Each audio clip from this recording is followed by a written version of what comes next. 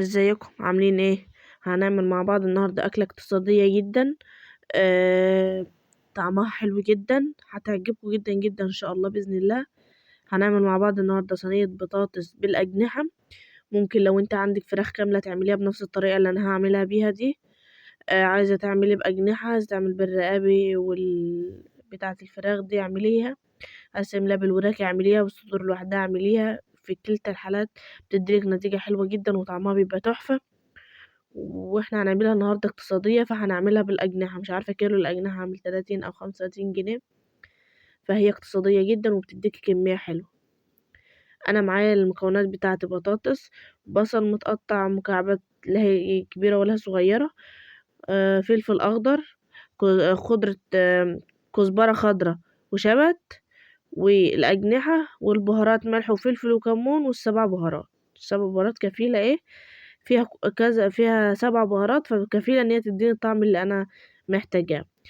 في الصينية اللي انا هنعمل فيها حطيت البصل والكزبرة الخضراء وعودين شبت. ما عندكيش وعايزة تحطي بقدونس حطي، عايزة تضيفي بشبت بس ضيفي، عايزة تضيفي كزبرة خضراء بس ضيفي، عندك حرية الاختيار يعني. بس هي إضافة الكزبرة الخضراء بتديكي ريحة ونكهة للأكلة فظيعة.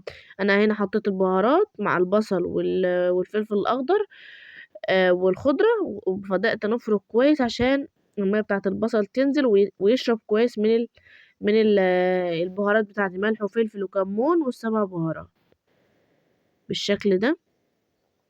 هنبدأ بقى ننزل عليها باللحمة بتاعتي ايا كانت بقى. انت هتستخدمي، انا استخدمت اجنحة، انت هتستخدمي اي حاجة حطيها. فانا هننزل بالفراخ بتاعتي او بالاجنحة بتاعتي، ونبدأ نقلبها كويس مع البصل، تتشرب من البصل كويس. وبعد كده هاخدها في طبق لوحدها ونشوف هنعمل ايه. انا كده بقلبها كويس اهو زي ما انتم شايفين عشان تشرب على قد ما تقدر من التتبيله. عايزه تبيتها ليها في التلاجة بيتيها.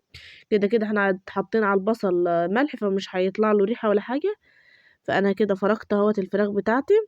بصوا بقت واخده من كل حاجه ازاي. الكزبره الخضراء بتدي لها ريحه وطعم خطيره، و7 بهارات فظيعه فظيعه. شلت كل الأجنحة اللي عندي في طبق، ونزلت بالبطاطس على البصل اللي عندي اهو. بدأت نقلب فيه عشان برضو ياخد يشرب كله مع بعض، يعني البصل والبطاطس والبهارات والخضرة يشربوا كلهم من بعضهم. بس وهبدأ بقى ايه اسويها في الصينية، وانزل عليها بالأجنحة بتاعتي زي ما قلت لك. وبعيد واكرر إيه اللي عايزه تستخدميه استخدمي، عايزه تعمليها بالكبد والقوانص اعمليها، عايزه تعمليها بوراك او صدور اعمليها. انا كده بنزل بالاجنحه بتاعتي على، بخلي الجلد هو اللي يميه تحت عشان لما تستوي عايزاها تاخد لون من هنا الاول، وبعد كده ايه لون من قلبها، وتاخد لون من على الوش.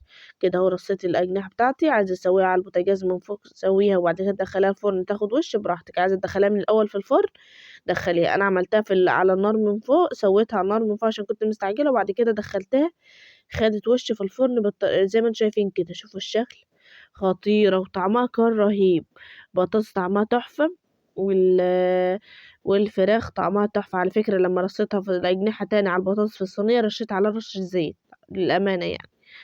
بس فهنا بصوا شكل الفراخ بتاعتي عاملة ازاي. الأجنحة خطيرة، جربيها وهتعجبك. وأكلة اقتصادية جدا وموفرة جدا جدا. ممكن تضيفي على أي خضار تحبيه على البطاطس، كوسة، جزر، أي نوع بسلة، أي نوع خضار عايزة تضيفيه ضيفيه. جربيها وبالهنا والشفا. باي باي.